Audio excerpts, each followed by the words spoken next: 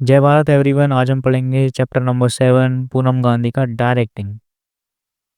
देखो, सोचो तुमने एक कंपनी, बड़ी कंपनी एक शुरू की है। उसमें तुमने प्लानिंग की, ऑर्गेनाइजिंग की, स्टाफिंग करी। अब स्टाफिंग करने के बाद तुमने एक टीम तैयार करी। अब टीम तुम्हारे पास तैयार है।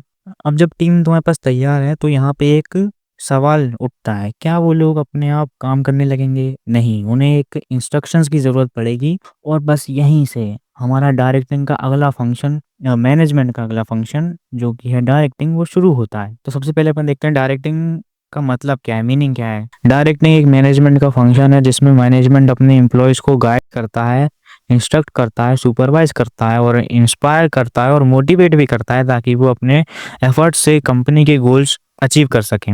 इसमें कुछ कुछ कीवर्ड्स हैं, जैसे कि इंस्ट्रक्टिंग। इंस्ट्रक्शन का मतलब होगा एम्प्लॉयज़ को क्लियरली बताना कि उन्हें काम क्या करना है और कैसे करना है। एग्जाम्पल कि तुम्हारा बॉस तुमसे कहे रिपोर्ट ये 5 बजे तक मुझे कंप्लीट चाहिए, तो ये जो उसने बोला ना, रिपोर्ट 5 बजे तक चाहिए, ये एक इंस्ट्रक्शन है। वैसे गाइडिंग, एम्प्लॉयज़ को सही डायरेक्शन दिखाना या उनको हेल्प करना ताकि वो अपने काम में कंफ्यूज ना हो, यही गाइडिंग है।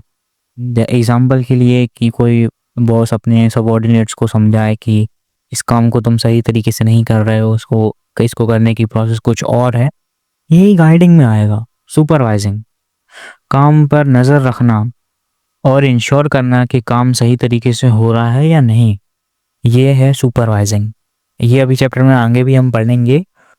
मोटिवेट, एम्प्लॉयज़ को इंकरेज करना ताकि वो अपना बेस्ट परफॉर्मेंस दे सके। एग्जाम्पल, कंसिस्टेंसी से मेहनत करोगे तो तुम्हें प्रमोशन मिलेगा, एटसेट्रा। इंस्पायरिंग, प्रेरणा देना ताकि उनका पैशन जाग के निकले, उभर के निकले, वो खुद अपना बेस्ट दें। तो शॉर्ट में डायरेक्टिंग एक प्रोसेस है जिसमें लीडर अपनी टीम को गाइड करता है, इंस्ट्रक्ट करता है, सुपरवाइज करता है और मोटिवेट करता है ताकि ऑर्गेनाइजेशन के गोल्स को अचीव किया जा सके। तो अब ये तो हो गया डायरेक्टिंग क्या है। तो इसके कुछ फीचर्स हैं।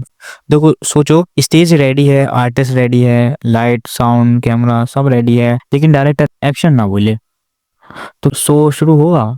मूवी का कोई काम शुरू नहीं होने वाला जब तक डायरेक्टर एक्शन ना बोल दे। तो बिल्कुल ऐसा ही है अपना डायरेक्टिंग का फर्स्ट फीचर, जो कि है डायरेक्टिंग इनिशिएट्स एक्शन। मतलब बाकी मैनेजमेंट के फंक्शन जैसे प्लानिंग, ऑर्गेनाइजिंग और स्टाफिंग एक तरह का बेस क्रिएट करते हैं जिसमें काम कैसे होगा, लेकिन एक्चुअल काम तब स्टार्ट होता है जब डायरेक्टिंग होती है। मैनेजर अपने सबऑर्डिनेट्स को डायरेक्टिंग या इंस्ट्रक्शंस देता है और तब जाके ऑर्गेनाइजेशन में एक्टिविटीज स्टार्ट होती हैं। बल्कि वैसे ही जैसे एक फिल्म का पूरा सेटअप रेडी हो, एक्टर्स रेडी हो, पर जब तक डायरेक्टर एक्शन नहीं बोलता फिल्म का काम स्टार्ट नहीं होता। अगला फीचर है directing is a continuous function. Directing एक बार का काम नहीं है बल्कि एक कंटिन्यूअस प्रोसेस है जिसमें मैनेजर सिर्फ अपने ऑर्डर नहीं देता, ऑर्डर दे के चुप नहीं बैठ जाता, उसको अपने सबऑर्डिनेट्स को कंटिन्यूअसली गाइड करना होता है, सुपरवाइज करना होता है और उन्हें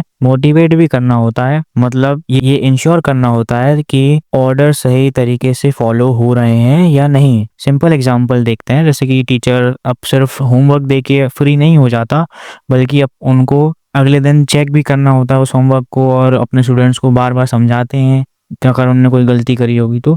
इसलिए ये डायरेक्टिंग एक कंटिन्यूअस प्रोसेस है, एक बार का काम नहीं है। तीसरा फीचर है directing takes place at every level. Directing takes place at every level, इसका मतलब है डायरेक्टिंग एक परवेसिव फंक्शन है जो हर जगह होता है, चाहे वो टॉप लेवल हो, मिडिल लेवल हो या लोअर लेवल हो। हर मैनेजर को अपने सबऑर्डिनेट्स को सुपरवाइज, गाइड और मोटिवेट और कम्युनिकेट करना पड़ता है।